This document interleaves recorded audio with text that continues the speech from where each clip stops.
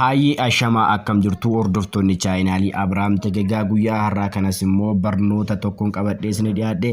Egaa innis immoo akkamitti intro YouTube keenyaa hojjetachuu dandeenyudha jechuudha. Intro YouTube keenyaa haala kamiin hojjannaa akka jedhudha jechaadha. Egaa applicationii Pixel Flow jettu kan qalama diimaa itti marame kanaan kan hojjetamudha jechaadha. Egaa isa dura chaayinaalii Abdii 4K namni hin beekne jechaadha. Chaayinaalii Abdii 4K deemaatii subscribe godhaaf isin jedha. Warroonni video kana daawwattan hundi keessanuu chaanaalii Abdii 4K deemaatii subscribe godhaaf isin jedha. Egaa chaanaaliin Abdii 4K barnoota teknooloojii irratti xiyyeeffatee isin barsiisaa jira. Egaa deemaatii subscribe godhaaf jechuun affeerraa kooti. Egaa subscribe gochuudhaaf kunoo haala kanaan isin dhufa jechaadha.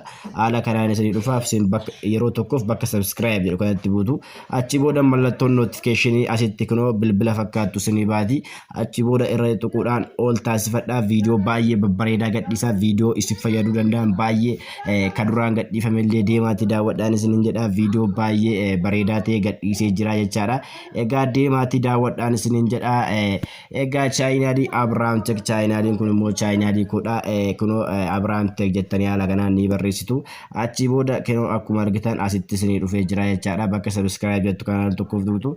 Achi booda mallattoo bilbila isin baatu ol godhadhaati. Wanti nuti gadhiisnu yeroo kamuu dafee isin qaqqaba jechaadha. Egaa barnoonni keenya guyyaa har'aa immoo akkamitti intro YouTube keenyaa hojjetachuu dandeenya akka jedhudha. Intro YouTube keenyaa hojjechuudhaaf kunoo applicationii Pixel Flow jedhu kana nu barbaachisa. Applicationii kana Play Store irratti ni argama. Pixel Flow jettanii yoo barreessitan isiniif dhufa jechaadha. Achi booda applicationii kana bantu jechaadha. Egaa applicationii kun description box dallee isiniif hankaa jechaadha. Achirraa isinii argama description box jala linkii isaa isiniif hankaa jechaadha. Egaa applicationii kunoo haala hamma argaa jirtan kanaan isinii dhufa jechaadha. Applicationii kun dura intro hojjetamee jira jechaadha. Isin maal gootu edit gochuu qofa jechaadha. Maqaa YouTube keessanitti qayyartaniitoo edit gochuu qofa jechaadha. Maqaa jijjiiruu qofa. Fakkeenyaaf intro hojjetame keessaa filadhu. Fakkeenyaaf amma kana filadhu. Isin ka barbaadan filachuu dandeessu jechaadha. Achi booda kunoo bakka use jettu kanan tuqaa jechaadha. Bakka use jettu kanan tuqaa. Achi booda kunoo haala kanaan naaf dhufa jechaadha. Haala kanaaf naaf dhufa. Your name bakka dhukana maqaa barbaadan galchuu dandeessu. Suni ani fakkeenyaaf maqaa YouTube kiyyaa galchuu. Ani fakkeenyaaf YouTube barbaada waan ta'eef Abrahaam Tech jedhee akka ta'u. Bakka gaming jedhu kan immoo subscribe godhaa jedhu. Subscribe godhaa godhu. Subscribe godhaa jedheen katabaa jechaadha. Subscribe godhaa kun akkasuma jedhu subscribe godhaa. Abrahaam Tech subscribe godhaa.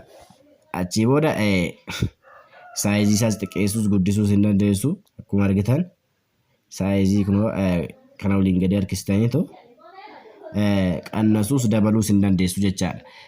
Isattaan immoo akka intira sagalee irratti qaabbaroo jechaadha. Egaa MP3 irratti qaabbaruu sagalee fakkeenyaaf saayinsii kunoo muuziqaa irratti qaabbaroo jechaadha.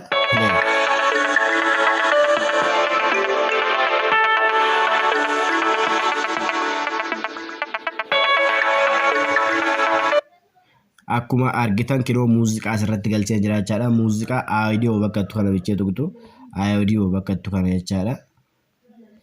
Bakka audio jettu kana bichaal tokko tuqtu achi booda audio anaa tuqu sti tuqee sin agarsiisu.